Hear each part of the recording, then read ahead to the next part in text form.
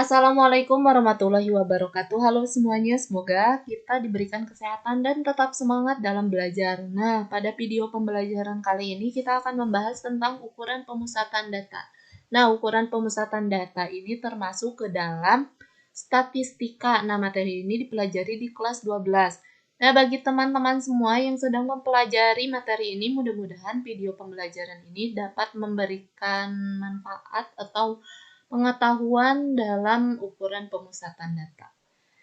Oke, kita mulai saja. Nih, ukuran pemusatan data ini terbagi menjadi 3 ukuran atau 3 nilai statistik, yaitu mean, median, dan juga modus. Nah, ketiga nilai ini disebut dengan ukuran tendensial sentral karena memiliki nilai yang cenderung sama. Ya, jadi nilai hasil akhir dari mean, median, dan modus itu nggak jauh beda gitu ya. Nah, kita mulai saja ke mean. Nah, mean dari suatu data adalah jumlah semua datum dibagi dengan banyaknya datum. Berarti jumlahkan keseluruhan datanya baru dibagi dengan banyaknya data tersebut. Kita langsung saja. Nah, di dalam mean itu terdapat 4 bagian, yaitu mean data tunggal, mean data yang berkelompok, kemudian mean dengan rataan hitung sementara, kemudian rataan gabungan. Nah, keempat itu termasuk ke dalam mean itu terbagi menjadi 4 ya, itu bagiannya. Nah, tapi dalam video pembelajaran ini kita akan membahas 2, yaitu rataan hitung tunggal dan juga kelompok. Nah, misalkan data memiliki n datum, X1, X2, X3 sampai ke Xn. Nah, rataan hitung mean data tunggal dirumuskan sebagai berikut. Nah, ini adalah rumusnya X bar. Nah, X bar ini melambangkan apa? Mean. X1 sama dengan X1, X2, X3 sampai ke Xn dibagi dengan banyaknya n. Oke, adapun rataan hitung dalam notasi sigmanya. Nah, ditulis sebagai berikut. Nah, rumus ini dan juga ini intinya sama. Ketiga ini intinya sama, yaitu membagikan seluruh jumlah dari banyaknya data dibagi jumlah semua data dibagi dengan banyaknya data. Ya, ingat. Sama aja tuh. Ingat ya, sigma ini adalah jumlah keseluruhan ya. Sigma adalah jumlah keseluruhan. Sigma ini adalah penjumlahan. Kita langsung saja ke contoh soal. Nah, hitunglah mean dari data berikut. Nah, lihat ini datanya berarti data tunggal ya, bukan data berkelompok nih.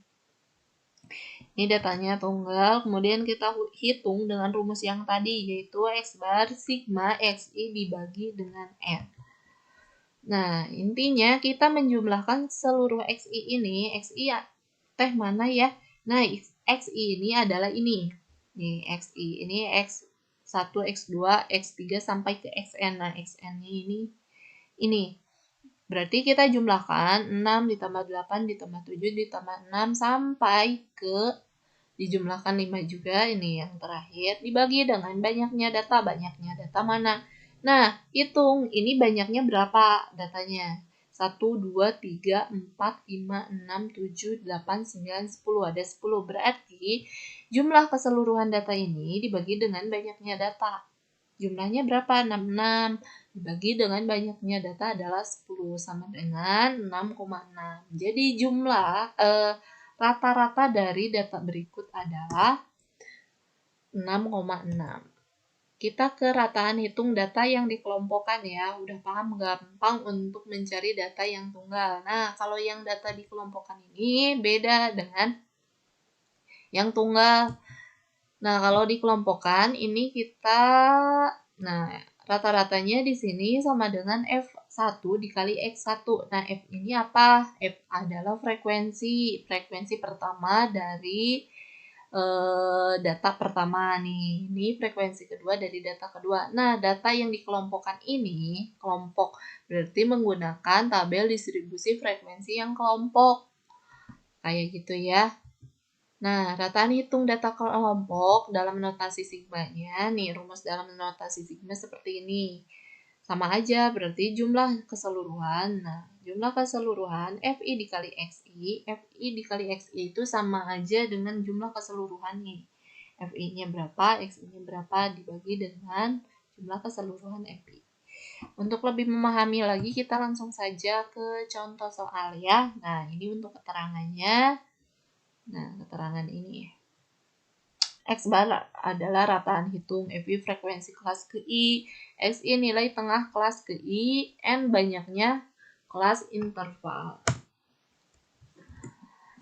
Nah, di sini kita punya tabel distribusi frekuensi kelompok. Nah, diminta hitunglah rataan hitung dari data berikut. Penyelesaiannya, nah langkah pertama kita harus nyari dulu XI dan juga XI dikali FI. FI itu kan frekuensi nih. Frekuensinya kita udah punya, tapi kita belum punya FI dikali XI. Kita harus nyari dulu apa? XI-nya. Nah, XI ini adalah nilai tengah atau rata-rata dari interval kelas pertama, kelas kedua. Caranya gimana? Nah, jumlahkan. Nih untuk kelas yang pertama nih, XI yang pertama nih. 15 ditambah 19 berapa? Coba berapa? 34 ya. 34 dibagi 2. Dibagi 2 kenapa dibagi 2? Karena rata-rata ya, kalau rata-rata banyaknya data ini dijumlahkan dibagi ya keseluruhan data ini dijumlahkan dibagi dengan banyaknya data. Nah, banyaknya data kan di sini cuma 2. Berarti dibagi 2. 34 dibagi 2 adalah 17. Nah, lakukan hal yang sama di sini. Berarti 20 ditambah 24 berapa? 44 dibagi 2 yaitu 22. Nah, lakukan semuanya sampai ke kelas yang terakhir yaitu 40 dikurangi 4 bukan dikurangi, ditambah 44 ya kalau nyari titik tengah. Berarti berapa? 84 dibagi 2 yaitu 42. Nah, frekuensinya kita FI.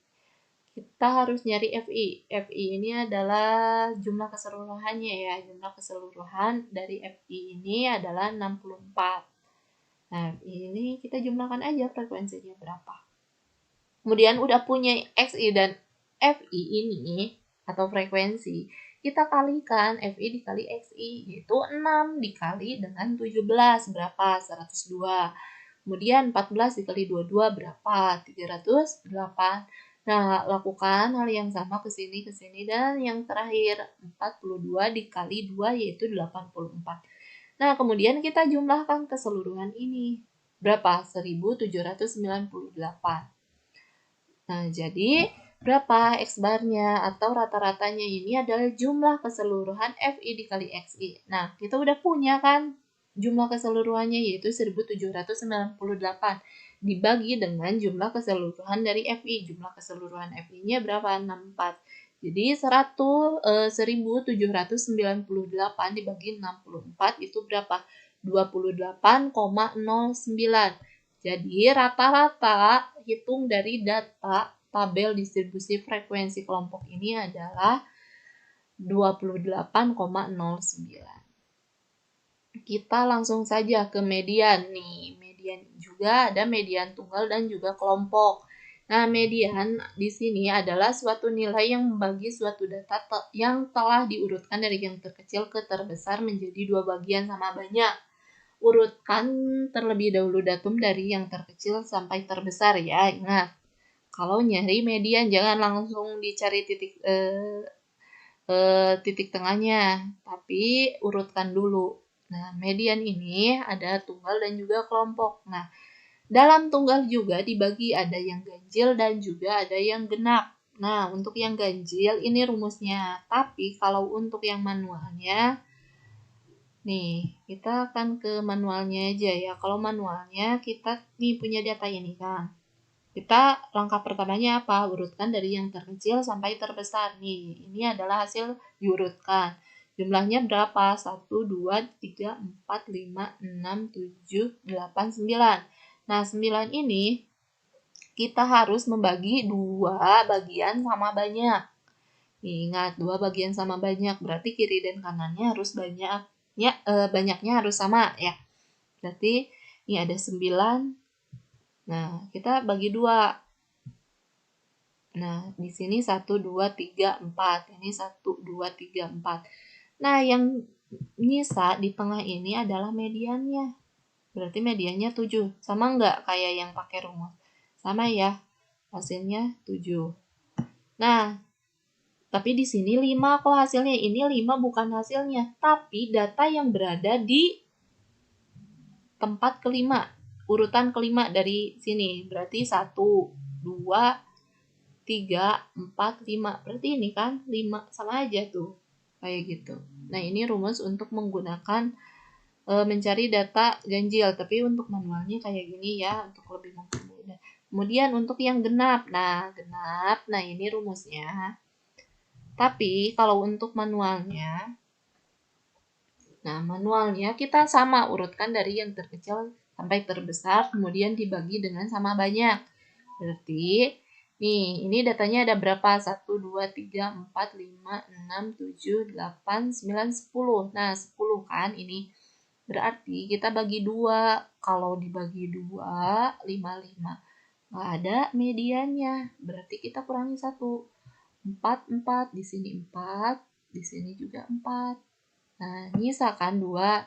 Tapi 2 ini masa mediannya 5 dan 7? Enggak kayak gitu. Kita caranya jumlahkan 5 dan 7 itu berapa? 12. 12 dibagi 2 adalah 6. Nah, kayak gitu ya. Nah, ini juga sama kan? 5 ditambah 7 tuh. 5 ditambah 7 dibagi 2 sama dengan 6. Oke, itu yang lebih mudahnya manualnya ya. Nah, kalau untuk menggunakan rumus, ini adalah rumus ya. Kita ke modul median data kelompok ya. Nah, median data kelompok rumusnya seperti ini. Median sama dengan TB ditambah N dibagi 2 dikurangi FK dibagi F dikali P. Nah, keterangannya seperti ini. Nah, TB ini adalah tepi bawah kelas median. Syarat untuk kelas median adalah kelas yang memuat datum ke N dibagi 2. Ya, berarti di tengah-tengah ya.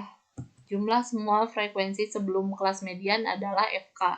Kemudian F adalah frekuensi kelas median, P-nya interval kelas, dan N-nya banyaknya datum atau jumlah frekuensi. Nah, ini. Nah, di sini hitunglah median dari data tabel distribusi frekuensi berikut. Nah, dari sini kita cari mediannya yang mana. Syaratnya adalah kita harus mencari apa? Kelas median yang memuat datum N dibagi 2. N dibagi 2 T berapa? N-nya berapa? N-nya 46 atau banyaknya data dalam 46 dibagi 2. Itu 23. Nah, kelas median ini kita jumlahkan dari sini sampai sini memuat frekuensi sampai 23. 8 ditambah 12, 20. Kurang kan? Berarti tambah 18. Berapa? 20 ditambah 18, 38. Melampaui dari 23. Berarti kelasnya ada di sini. Nih, kelas median ini. 60 sampai 64.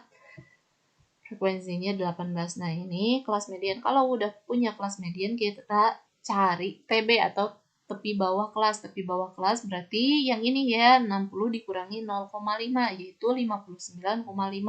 FK adalah jumlah frekuensi sebelum kelas median. Nah, sebelum kelas median ini kan kelas mediannya 18 nih frekuensinya.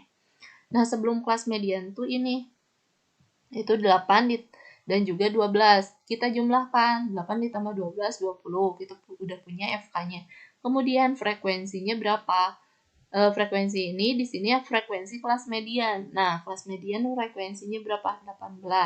Kemudian P adalah interval kelasnya. Kita hitung interval kelasnya berapa dari sini? 50 atau dari 60 deh, nggak apa. Sama aja. 60, 61, 62, 63, 64. Nah, banyak frekuensinya adalah 5. Baik, nah setelah kita punya ini, punya data ini, kita masukkan ke dalam rumus. Oke, nah berarti median sama dengan TB ditambah N dibagi 2 dikurangi FK dibagi F dikali P. TB-nya berapa? TB-nya 59,5. Kita masukkan ke sini. Kemudian ditambah N dibagi 2-nya itu 46 dibagi 2 dikurangi 20. Berarti berapa? 23 dikurangi 20. Ingat ya, kita kerjakan dulu yang di dalam kurung. Berarti 23 dikurangi 20 berapa? 3 ya. 3 dibagi dengan 18. Nah, kalau udah punya ini, kita kalikan dengan P, yaitu P-nya berapa? 53 dikali 5, 15. 15 dibagi 18 berapa? 0,83. Jadi berapa? 59 ditambah 0,83 adalah 60,33. Jadi median dari data berikut adalah 60,33. Ingat ya, kalau untuk mencari median data kelompok yang diingat, kita harus cari ini dulu, kelas mediannya. Ingat ya, sebelum kita nyari TB, kita nyari dulu kelas mediannya. Kalau kelas mediannya salah, ke sininya juga salah. Ingat ya, kita cari dulu kelas mediannya. Syarat kelas median adalah yang memuat datum ke N dibagi 2. Ya, kayak gitu. Kita lanjut ke modus. Nah, modus adalah datum yang nilainya paling sering muncul atau datum yang frekuensinya atau kekerapan atau keseringan munculnya paling besar. Nah, modus datum dibagi menjadi 2, modus data tunggal dan juga data kelompok. Nah, kalau data tunggalnya nih kayak gini. Kita punya tabel distribusi frekuensi nih, yang tunggal ini, tabel distribusi yang tunggal. Kita hitung, kita cari modusnya. Modus adalah nilai yang paling sering muncul. Berarti di sini kita cari aja yang memiliki frekuensi tertinggi. Kita lihat nih, frekuensi tertingginya berapa? 14. Berarti data yang memiliki frekuensi tertinggi berapa? Itu 7. 7 adalah modus dari tabel distribusi frekuensi berikut. Jadi modusnya adalah 7. Kenapa 7? Karena memiliki frekuensi paling banyak. Syarat dari modus adalah nilai yang paling sering muncul atau datum yang frekuensinya atau kekerapannya keseringan munculnya atau paling besar nih, paling banyak. Jadi betul ya, modus dari data berikut adalah 7. Kayak gitu. Nah, kita langsung saja ke modus data kelompok. Nah, modus data kelompok itu berbeda dengan data tunggal. Nah, rumusnya kayak gini. Kita cari modus sama dengan TB ditambah D1 dibagi dengan D1 ditambah D2 dikali P. Sama kayak median data kelompok ya. Nah, kita harus cari dulu tepi bawah kelas modus. Tapi kelas modus ini ada syaratnya, yaitu memiliki frekuensi terbanyak. Kelas yang memiliki frekuensi terbanyak. Nah, kemudian D1 adalah frekuensi kelas modus dikurangi frekuensi kelas sebelum modus. Kalau D2, frekuensi kelas modus dikurangi kelas setelah modus. P interval kelas, ingat ya harus ada interval kelas nih. Kita langsung saja ke contoh soal nih. Di sini kita udah punya nih data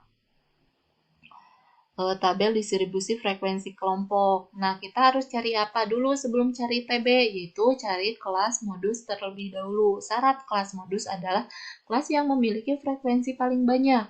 Lihat di sini, frekuensi paling tinggi itu yang mana? Nah, ini kan 16. Nah, 16 ditambah dengan berapa? Bukan ditambah. Kelas yang memiliki frekuensi terbanyak adalah ini, kelas 65 sampai ke 69.